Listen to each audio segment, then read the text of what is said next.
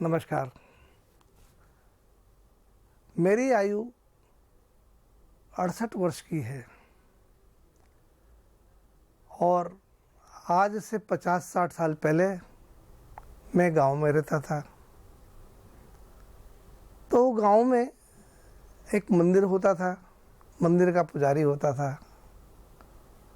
हम लोग एकादशी को, पूर्णिमा को पुजारी के लिए आटा, दाल, चावल ले जाते थे। जब कभी कोई त्योहार होता था तो पुजारी के लिए भोजन ले जाते थे। गांव के बाहर जंगलों में एक साधु महाराज भी रहते थे। वो जटाजूट बढ़ा करके, राख लपेट करके भगवान की पूजा अर्चना करते थे, तपस्या करते थे। पुजारी का दूसरा तरीका था भगवान की पूजा करने का, साधु महाराज का दूसरा तरीका था। उनके लिए भी हम भोजन पानी की व्यवस्था करते थे। गर्मियों में साधु महाराज अपने चारों तरफ कंडों की आग लगाकर तपस्या करते थे। इसके अलावा गांव में कभी कभी कथावाचक भी आते थे। वो अपने साथ एक हारमोनियम, तबला पेटी लेके आते थे और भागवत कथा, शिव पुराण कथा, राम कथा, कृष्ण कथा, नरसिंह जी का माहिरा, ये सब कथाएं कहते थे। गांव वाले अपनी श्रद्धा के अनुसार चढ़ावा चढ़ा देते थे। तो इस तरह से हमारा परिचय पुजारी से हुआ, साधु महात्मा से हुआ, कथावाचकों से हुआ। श्रद्धा भी जागी, भक्ति भी जागी, सीखने को भी मिला। अब क्या हुआ, आज का आधुनिक युग आ गया। भक्ति के टीवी चैनल बहुत सारे हो गए और इन सब टीवी चैनलों पर ये कथावाचक संत महात्मा बन गए। बड़ा आनंद हो गया। इनकी एक भक्त मंडली हो गई, एक वाद्य मंडली हो गई, एक फॉलोअर्स की जमात खड़ी हो गई और बड़े बड़े लाइव प्रोग्राम टीवी पर आने लगे। और क्या हुआ, मंदिर के पुजारी को हम पुजारी जी कहते थे, साधु महाराज को हम महाराज जी कहते थे, और ये जो कथा वाचने वाले होते थे इनको कथावाचक कहते थे। परंतु परिभाषा ही बदल गई। अब तो क्या हो गया, ये सब कथावाचक लोग बड़े भारी संत हो गए, महंत हो गए, बाबा जी हो गए, गुरु जी हो गए, श्री श्री हो गए, श्री श्री 108 श्री हो गए, श्री श्री 1008 श्री हो गए। बड़ा नाम हो गया, बड़ी चर्चा हो गई और लगा कि सारे भगवान की भक्ति का ठेका इन लोगों ने ले लिया और अपने नाम के आगे नए नए शब्दावली खोज ली, नई नई शब्दावली लगा ली, लोगों को भ्रम में डाल दिया। तो आज हम क्यों ना एक काम करें, ये जो शब्दावली नाम के आगे लगाई जा रही है इसका वैज्ञानिक विवेचन करें, देखें कि इस शब्दावली का क्या अर्थ है। नाम के आगे जो महिमा मंडित शब्द लगाए जा रहे हैं इनका क्या अर्थ है। तो सबसे पहले लेते बाबा को। हर आदमी अपने आप को जहाँ थोड़ी दाढ़ी बढ़ा ली, थोड़े से बाल बढ़ा लिए, बाबा कहलाने लग गए। बाबा कहते किसको थे, हमारे घर परिवार में बाबा उसको कहते थे जो सबसे ज़्यादा बुजुर्ग होता था। आदर से, श्रद्धा से उसको बाबा जी कहते थे। दादाजी, बाबा जी शब्द हमारे परिवार में सबसे बुजुर्ग को बोला जाता था और आज भी बोला जाता है। पर आधुनिक बाबा हो गए, उम्र भले ही इनकी 40 साल की हो पर ही बाबा हो गए। अरे भाई, बाबा का मतलब परम आदरणीय शब्द, और परम आदरणीय शब्द उसी को लगाया जाएगा, जो उसके नाम के आगे लगाया जाएगा जो वास्तव में आदरणीय हो, जो राग द्वेष से बाहर आ गया हो, जो काम क्रोध लोभ मोह से बाहर आ गया हो, वो बाबा है। चलिए, अंग्रेजी में बाबा को क्या कहते हैं? BA बाबा। उस छोटे बालक को बाबा कहते हैं जिसमें कहीं राग द्वेष नहीं हो, कहीं कोई दुर्भावना नहीं हो, कहीं ईर्ष्या नहीं हो, कपट नहीं हो, छल छिद्र नहीं हो, राजनीति नहीं हो, उस छोटे बालक को हम बाबा कहते हैं। तो अब इस कसौटी पे कसें तो ये जो बाबा लगाने वाले महान लोग हैं, ये तो बाबा लगाने के लायक नहीं है, क्योंकि ये तो राजनीति में कूद पड़े हैं, सारे दुनिया की चीज़ें इनके अंदर है। ये कहाँ से बाबा हुए? ये कहाँ से निश्चल हुए? ये कहाँ से कपटहीन हुए? तो भाई, बाबा शब्द लगाना भी एक धोखे का आवरण हो गया है। योग के 8 अंग हैं: यम, नियम, आसन, प्राणायाम, प्रत्याहार, ध्यान, धारणा, समाधि। इन 8 अंगों पर तो कोई चले नहीं। ये अपने नाम के आगे योग ऋषि लिखाते हैं, योग ऋषि। देखो भाई, हमने तो अभी तक 3 ऋषि सुने थे। एक ब्रह्मर्षि, मतलब जो ब्राह्मण होकर के तपस्या करके ऋषि का पद पाता है, वो ब्रह्मर्षि। जैसे महात्मा वशिष्ठ ब्रह्मर्षि थे। दूसरे हुए राजर्षि, जो राजा होकर के राजपाट छोड़ करके तपस्या करे और ऋषि का पद प्राप्त कर ले, वो हुआ राजर्षि। जैसे राजा विश्वामित्र, उन्होंने क्या किया? अपना राजपाट छोड़ दिया, त्याग दिया, तपस्या की, कठोर तपस्या की, और वो राजर्षि कहलाए। और तीसरे होते हैं देवर्षि, जो देवताओं के ऋषि होते हैं, वो देवर्षि होते हैं। जैसे बृहस्पति को देवर्षि कहते हैं, नारद जी को देवर्षि कहते हैं, ये देवर्षि हुए। इन 3 के अलावा योग ऋषि नाम का शब्द तो भ्रामक है। महर्षि पतंजलि, जिन्होंने योग की सारी किताब पुस्तक की रचना की, सारे योग आसनों को तरतीब से लगाया, सिलसिलेवार लगाया, एक किताब लिखी, तो वो भी ब्रह्मर्षि या महर्षि कहलाए। पतंजलि के आगे योग ऋषि नहीं लिखा हुआ मिलेगा कहीं आपको कि योग ऋषि पतंजलि। पर आज के आधुनिक बाबाओं ने क्या किया? अपने आप योग ऋषि बन गए। कई लोग अपने नाम के आगे लिखते हैं महात्मा, महात्मा जी। भाई, महात्मा क्या हुआ? जिसकी आत्मा इतनी महान हो कि सारे ब्रह्मांड में हर प्राणी के प्रति करुणा हो, प्रेम हो, सद्भावना हो, वो महान आत्मा।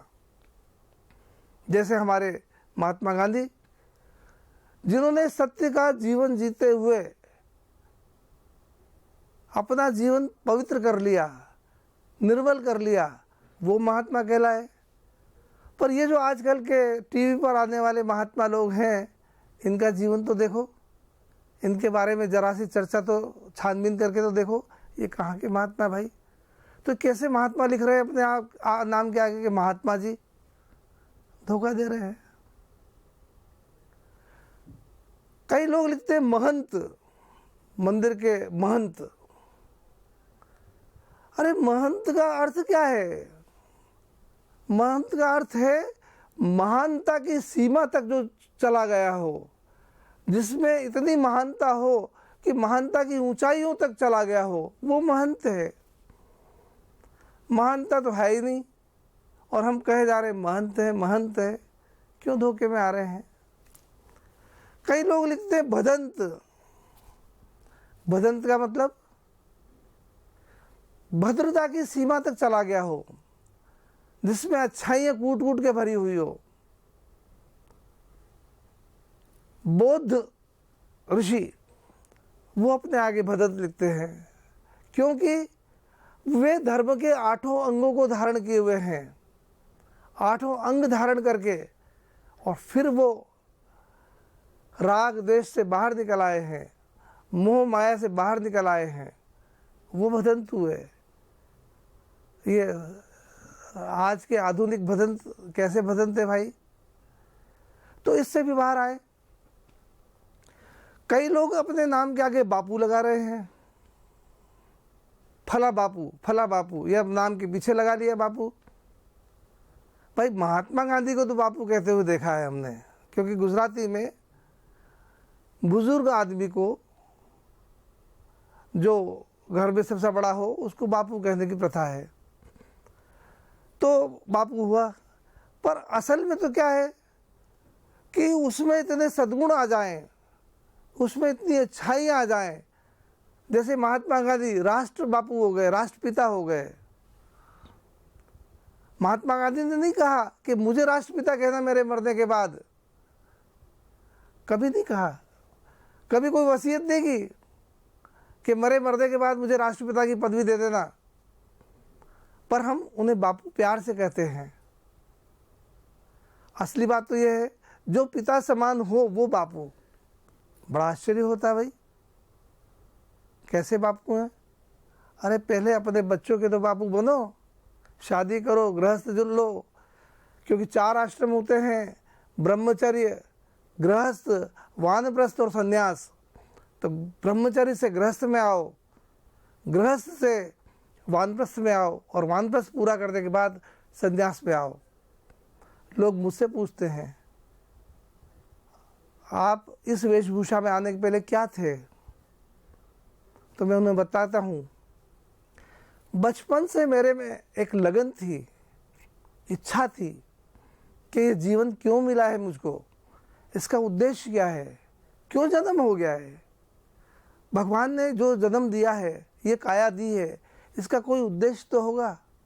उस उद्देश्य की पूर्ति में लूँ, मैं क्यों फालतू में शादी करूँ, बच्चे पैदा करूँ, उलझनों में उलझूँ, मैं अपने जीवन का उद्देश्य सार्थक करूँ।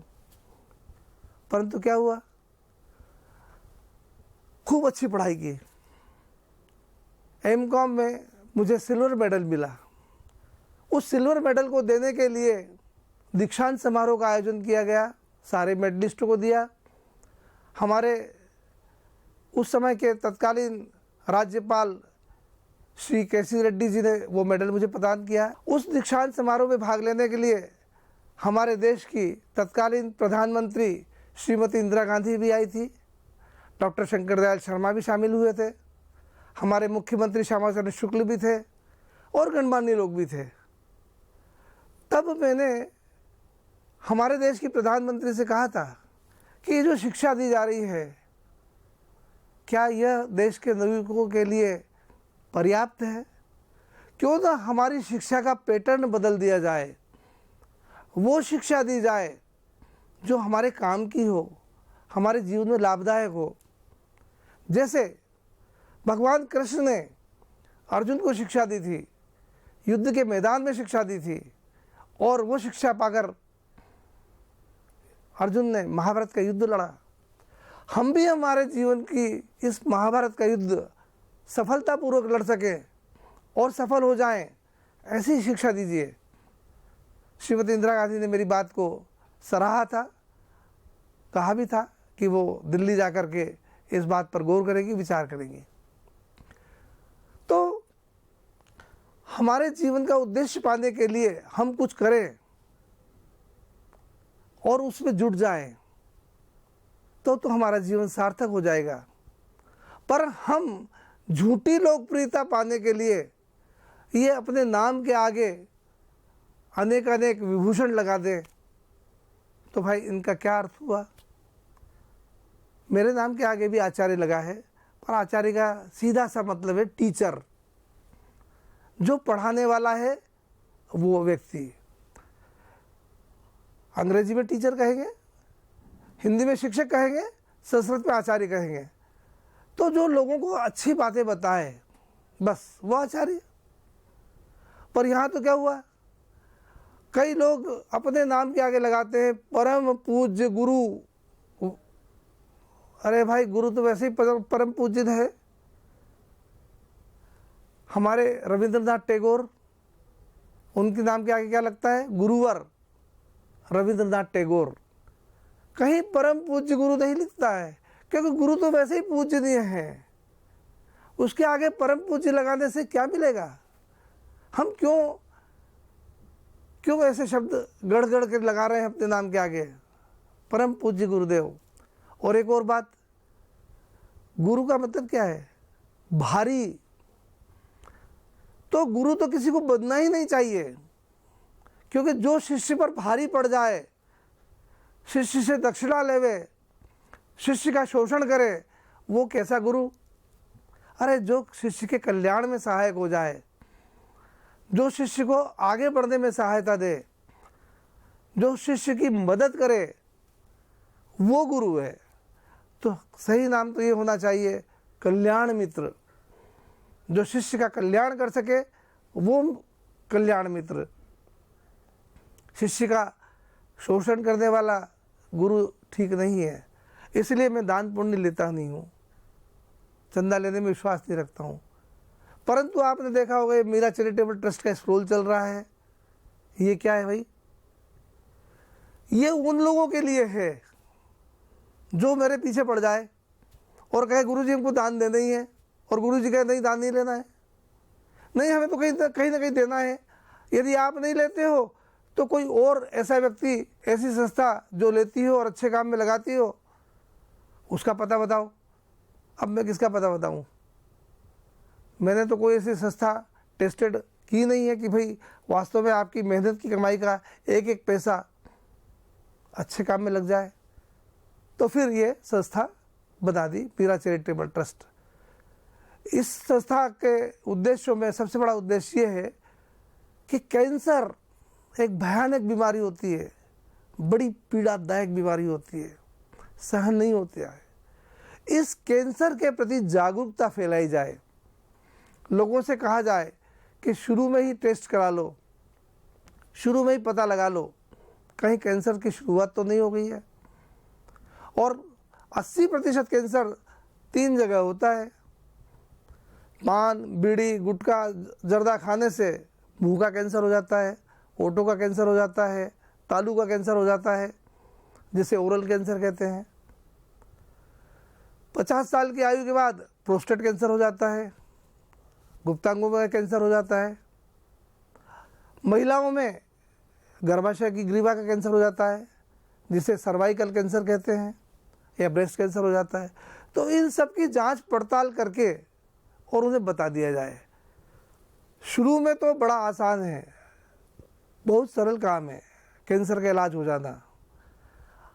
दूसरी, तीसरी, चौथी स्टेज आने पर इलाज होना बहुत मुश्किल है और बहुत दुखदाई है, बहुत खर्चीला है। तो कैंसर के प्रति लोगों में जागरूकता फैले, इसलिए यह संस्था काम कर रही है।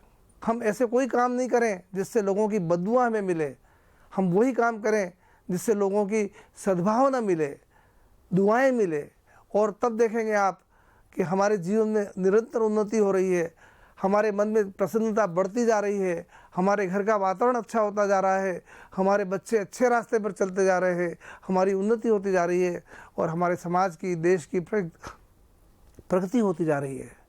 तो इन सब मंगल कामनाओं के साथ, इन सब शुभकामनाओं के साथ, इस सब सलाह के साथ कि आप धोखे से बचें, सावधान हों और मंगलकारी कार्य करें, आप उन्नति के रास्ते पर बढ़ते चले जाएं। इन्हीं सब प्रार्थनाओं के साथ, मंगल कामनाओं के साथ मैं आपको पुनः नमस्कार करता हूँ। प्रणाम।